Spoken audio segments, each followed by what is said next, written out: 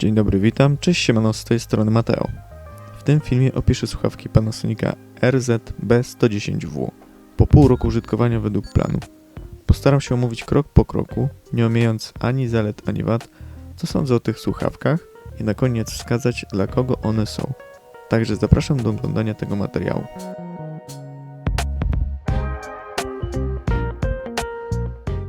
Zaczniemy od omówienia wyglądu. Słuchawki mają klasyczny wygląd. Nie są to tak zwane pchełki. Nie mają wykonania premium, więc na pewno nie zdziwi nikogo wykonanie z plastiku, aczkolwiek ten jakościowo jest solidny.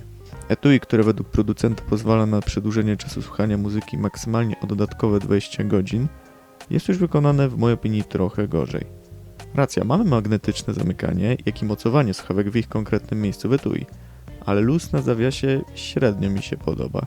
A sam plastik etui lubi nieznacznie, ale jednak zbierać odciski palców, co jest widoczne na nagraniach.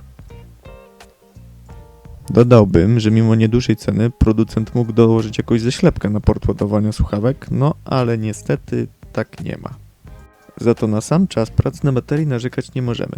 Wcześniej miałem do czynienia również z bezprzewodowymi słuchawkami Panasonica, tyle że nie True Wireless, tylko tymi, co mieliśmy kabel od nich na karku. Nie były złe, ale jednak ciągłe ładowanie co tydzień musiało być. Niestety. Tutaj natomiast jest zupełnie inaczej.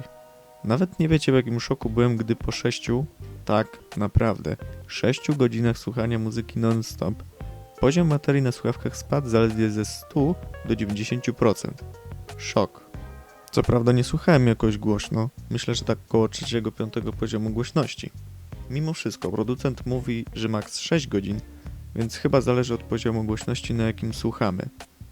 A dodając etui, to mamy słuchanie przedłużone zauważalnie bardziej. Przy moim słuchaniu tak 2-3 tygodnie, ale to bardziej dlatego, że ostatnio nie słucham tak często na słuchawkach. Tak czy inaczej na czas pracy się nie poskarżycie. W kwestii słynnego ANC, ten model tego nie posiada. Gdybyście tego potrzebowali, powinniście się skierować w stronę nieznacznie droższych słuchawek RZ-B310W. Jak kto woli. Jeżeli nawiązać by jeszcze do słuchawek, trzymają się uszu tak jak powinny, ale pod warunkiem, że dobrze je umiejscowimy, inaczej mogą uciekać bądź prawie wypadać. Dobrze też jest wyrobić w sobie nawyk, by po kilku sesjach, a najlepiej po każdej, czyścić słuchawki w okolicach, gdzie przylegają do uszu. W zasadzie według instrukcji obsługi powinno tak się robić. Jeżeli chodzi o jakość dźwięku, to jeżeli macie dobrą kartę dźwiękową w telefonie, to będziecie zadowoleni, patrząc przez pryzmat ceny słuchawek. Rozdzielczość jest całkiem szeroka, a głębia jest dość spora. Może to brzmi śmiesznie, ale naprawdę, te słuchawki zadziwiają w tej cenie swoimi atutami dźwiękowymi. Najlepsze, że nie mamy problemu, że np. bas zagłusza wysokie czy średnie tony, co jest na duży plus. Sam bas nie jest zbyt mocno podbity, ale nie jest też zbyt płytki. Jest przyjemny. Wysokie tony nie biją po uszach, natomiast średnie tony są rozsądnie wyeksponowane. W kwestii przesterowań, na telefonie, którego używam już dłuższy czas, przestery są naprawdę bardzo minimalne. Poziom głośności 50% spokojnie wystarcza, by dobrze słyszeć wszystkie dźwięki, to znaczy niskie, średnie i wysokie tony, a co ciekawe, tych przesterów nie słychać. Funkcje, takie jak asystent głosowy czy pauzowanie utworów, są aktywowane po dotknięciu górnej bocznej strefy samych słuchawek.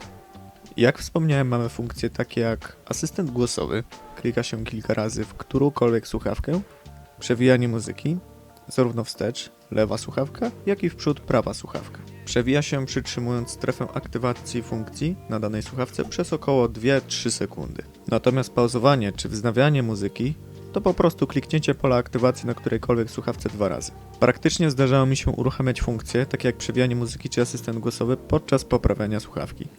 Ogólnie ciężko jest się do tego na początku przyzwyczaić. No i cóż, najczęściej to działa, chyba że skórę wewnątrz dłoni macie suchą bardziej niż norma, to wtedy nie zawsze słuchawki wykonają wasze komendy. W kwestii połączeń głosowych też trzeba uważać, jak poprawiacie słuchawkę w uchu, bo za długo trzymając na polu aktywacji słuchawki mogą wam zakończyć połączenie. No, chyba że akurat tego chcecie, bo osoba, z którą rozmawiacie, działa wam na nerwy. Poruszałem minimalnie temat ceny w trakcie filmiku, więc dokładnie precyzując, cena jest w okolicach 110-120 zł. Za tę cenę dostajemy słuchawki z dobrą jakością wykonania i dobrą jakością dźwięku. Co prawda to nie są słuchawki dla audiofili, czy ludzi akceptujących tylko hi-fi. To są słuchawki budżetowe, więc za te ceny nie ma co narzekać, choć i tak radzą sobie świetnie. Poprzednie słuchawki Panasonica, które miałem, też były niezłe, ale te oceniam w skali 1 do 10 na takie 9. Natomiast gdybym miał przedstawić, dla jakiej grupy osób są te słuchawki, poleciłbym je osobom szukającym czegoś niedrogiego i preferującym słuchanie na słuchawkach, bardziej kiedy chcą porobić jakieś w miarę spokojne aktywności. Chociaż jak wspomniałem wcześniej, przy dobrym umieszczeniu słuchawek, można nawet ich używać podczas aktywności wymagającej szybkości bądź siły. Ja nawet potrafiłem robić te słynne ćwiczenia polegające na stanięciu na rękach, podnosząc się powoli, znane ćwiczenie z kalisteniki. Będzie to widoczne na nagraniach. Jeżeli szukasz natomiast słuchawek z aktywną redukcją hałasu, ANC, polecam wybrać nieznacznie droższy zestaw Panasonica RZ-B310W. Dzięki wielkie za oglądanie. Zachęcam Was do komentowania i oceniania wideo recenzji za pomocą łapek, a jeżeli zaciekawiłem Was tą recenzją, to zapraszam również do subskrybowania kanału. Trzymajcie się i na razie.